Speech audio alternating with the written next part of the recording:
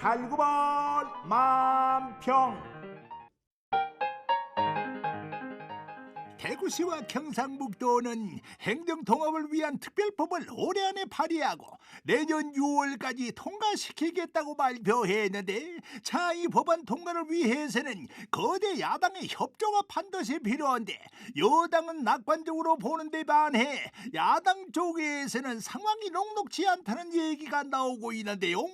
임미애 더불어민주당 국회의원, 전남 쪽에서 반발 여론도 굉장히 크거든요. 호남에 있는 민주당 의원들이 동의해 줄 것이라고 보는 것은 너무 안이한 발상이고, 수도권 의원의 경우는 사실 지방의 이런 행정통합에 그렇게 크게 관심이 있지 않습니다. 라며 상황을 냉정하게 봐야 한다고 해서요. 걔 알아서 협조해 주겠지라는 안이한 마음으로 야당 설득이라는 큰 산을 넘을 수 있다고 생각하다가 큰 코 다치지 말고 지금부터 단디 준비해야 한다는 말입니다요.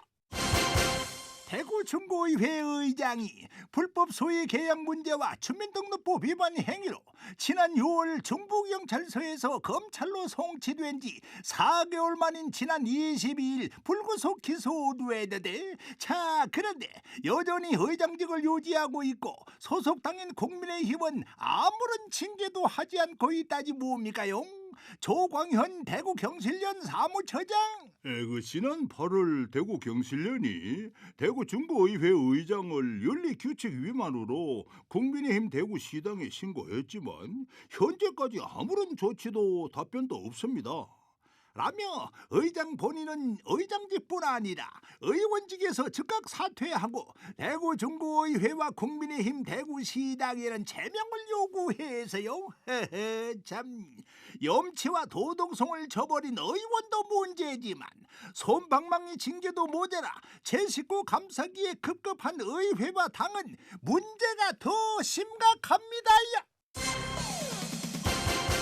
대구 도심 주상복합 아파트 상가를 분양받은 사람들이 상가에 미리 알려주지 않은 여러 하자가 있고 시행사가 계약 내용을 지키지 않았다며 분양 대금을 돌려달라는 소송을 제기해 재판이 진행되고 있는데, 자, 그런데 시행사는 오히려 이들이 잔금을 내지 않았다며 채권 추심 절차에 들어갔다고 하는데요.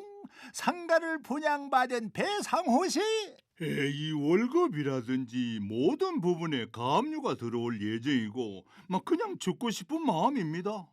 라며 사기를 당했다는 억울함 속에 경제적으로 큰 고통을 겪고 있다며 하소연해서요. 네, 최근 홍보 내용과 다르게 분양했을 경우 분양 대금을 돌려주라는 판결이 나오고 있으니 그 재판부가 사실관계를 명확히 파악해 공정한 판결을 내려주길 기대해 봐야겠습니다요. 담당의 홍문종이었습니다.